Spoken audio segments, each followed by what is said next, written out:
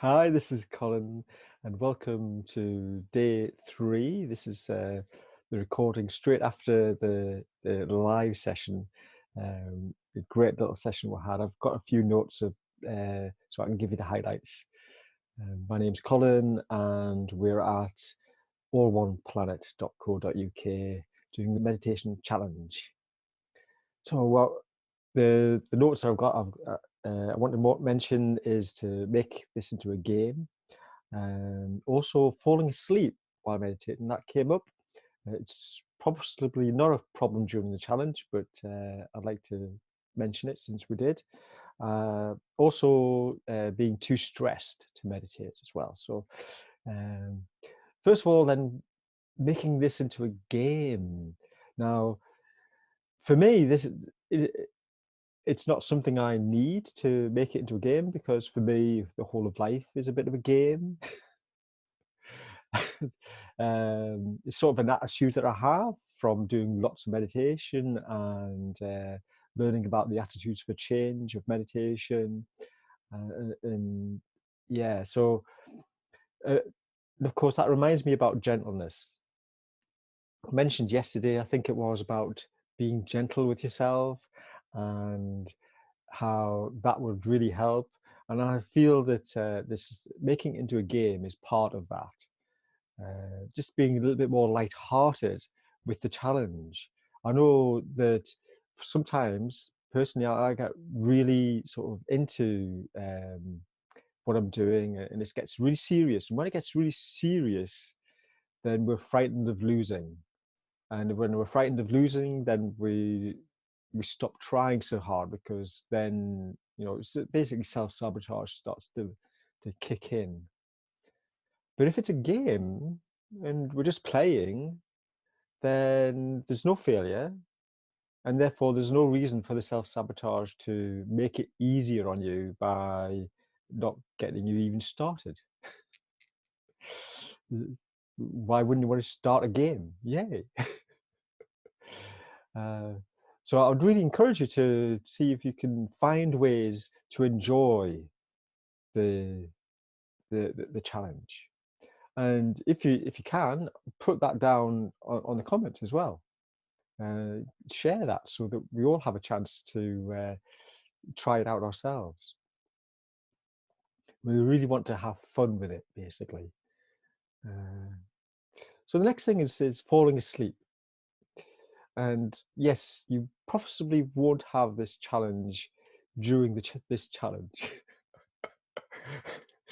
uh, but it is a phenomenon that happens when people start to meditate, and they see it, and it's a myth that it's actually bad.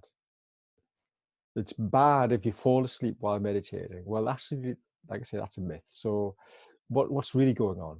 Well, what's really going on is most people have a sleep deprivation. So when they go into retreat, for instance, they're falling asleep tons during the first 3 days of meditation retreat.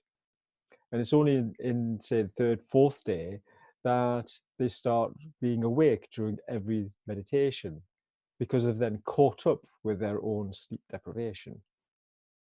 So for me, if you're falling asleep instead of meditating, when you're focusing on the breath and you've done your 10, first 10, second 10, third 10, and you think, okay, I'm into my meditation now, and zonk, Zed's time.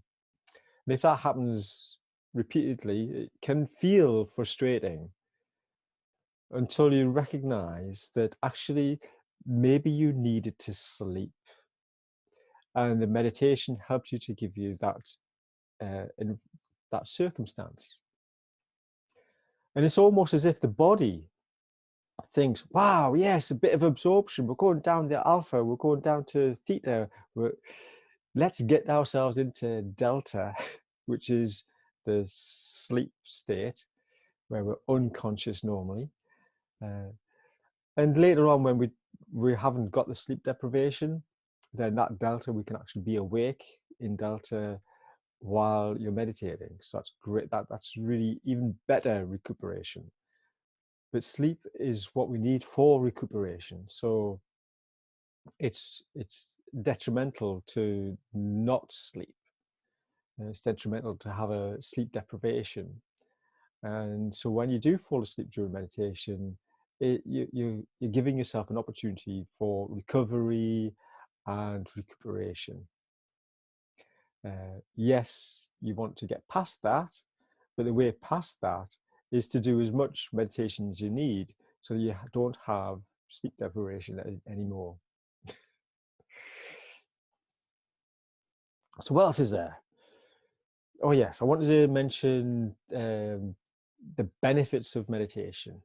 Now I've already written out some benefits, and I think I might have mentioned this yesterday anyway, but I would really encourage you to do a search, an online search on the benefits of meditation, and get a big list of the benefits of meditation. And especially the ones that you feel are okay for you, because some of them seem to be extraordinary. And it does depend partly on what meditation you're doing, what attitude you've got when you're going into meditation, and what your intentions are for your meditation practice as to what benefits you'll gain. For instance, you can gain the benefit of enlightenment through meditation. However, if your intention is to reduce your stress levels, and that is your intention, then that's what you'll get. You won't gain enlightenment through doing a practice to reduce your stress levels. So you've got to do specific practices, and depending on your intention then depends on what benefits you get. So do it from where you're at, but not also list some extra ones in there as well where you're not there yet, because these are for motivation. These are the benefits that I'll get very quickly just through doing the meditation to reduce my stress. These are the other benefits I'll do if I start really exploring meditation. And like I say, you want to be looking at this list daily to remind yourself why you're doing this challenge and why meditation is important to you.